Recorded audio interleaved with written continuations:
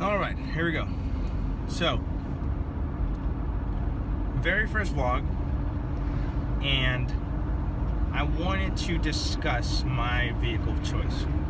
I wanted to tell you guys a story of why I chose this vehicle and tell you a little bit about the reason why myself, as I'm sure many of you can relate to why you own the same vehicle.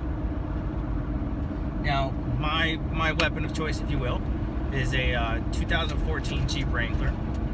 It's a two-door sport and got a couple mods, which I will list later on. Maybe in another video we can talk about them. If you have questions and you want to leave them in the comment, please feel free to do so.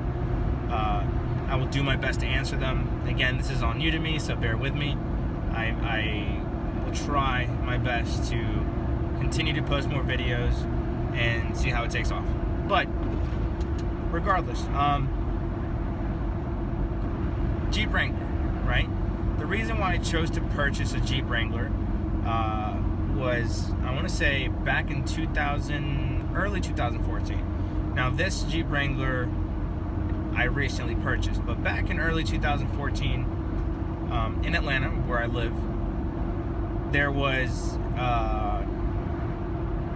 a snow apocalypse, as a lot of people in Atlanta call it. Now, I understand up north you get real snow and you get all the craziness that goes along with it. In Atlanta, we're not necessarily used to that weather, right? For the most part, in the summer you get this really nasty, sticky heat, and in the fall it's decent, and in the winter it's just really cold. It's really dry cold.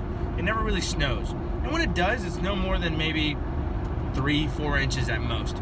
And usually it just melts off the next day. Usually there's not a big fiasco about it. Back in 2014, it just so happened that it snowed more than normal. So I'd say maybe at the most like 4 inches. I could be wrong. But what happened at that point in time was, because it snowed later on in the day. Usually when it snows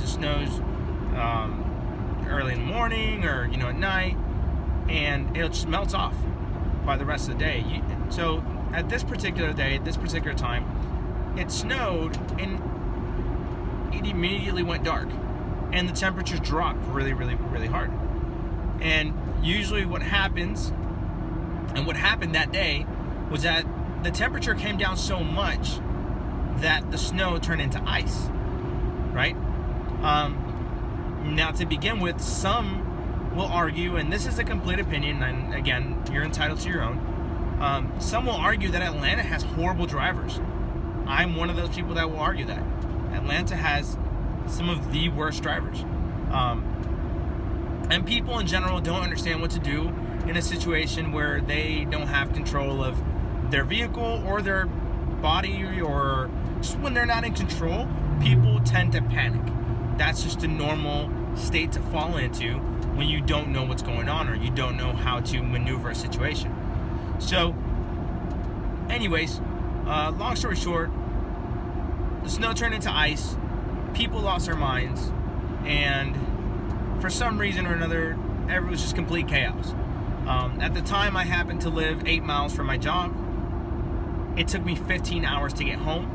At the time, I drove a Volkswagen GTI, great car, highly recommend it.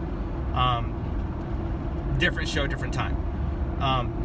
So at this time, as I'm stuck on this 2-lane road, there's nothing but vehicles to my right and vehicles to my left. Excuse me, I take that back. There is houses to my right.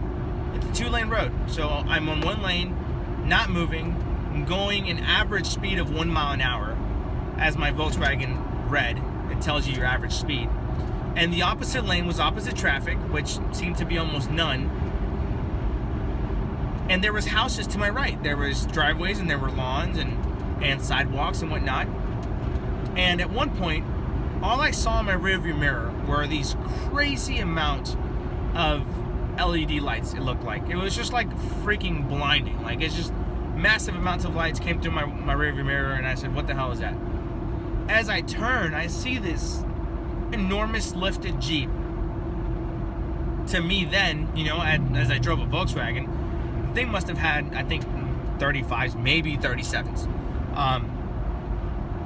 And it was just a huge vehicle. Like, it was just huge. And at a point in time where I was moving a whopping 1 mile an hour, this person in this Jeep was determined to get home. They were going home.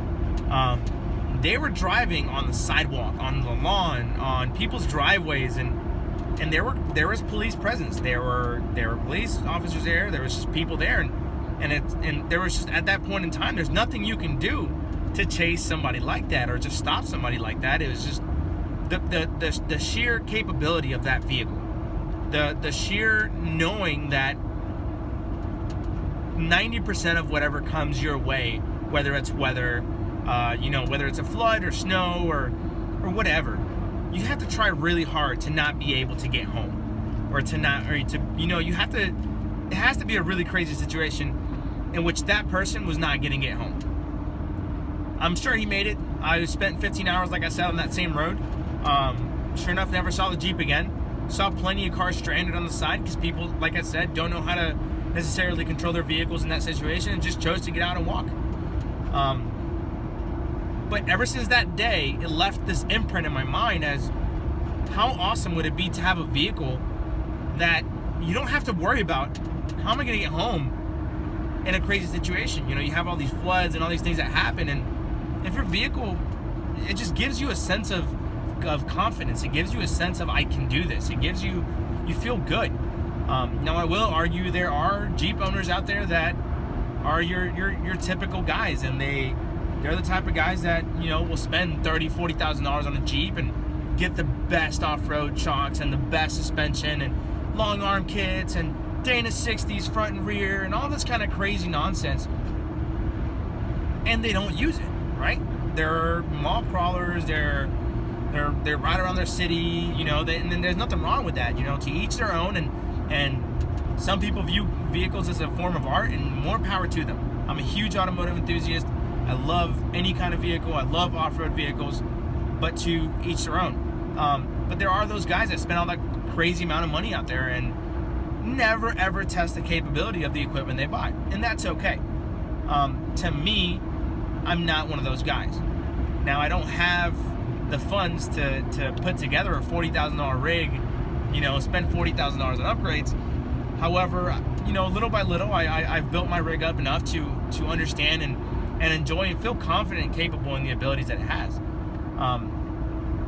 So, again, long story short, just wanted to share with you guys my reasoning to owning a Jeep, and this is before going into the why I love my Jeep, which is so much more than just the capability that it has. It's knowing, it's just a freeing feeling. You can take the top down and the doors off, and knowing that although there's 1,000 Jeeps on the road, just to your way to and from work, for example,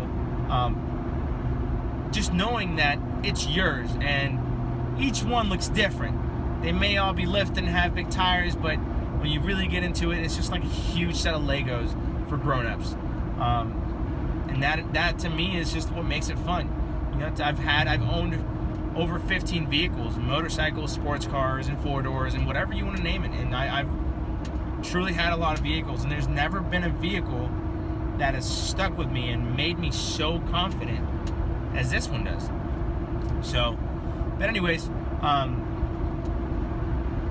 feel like I'm just rambling because this is what the point of this is.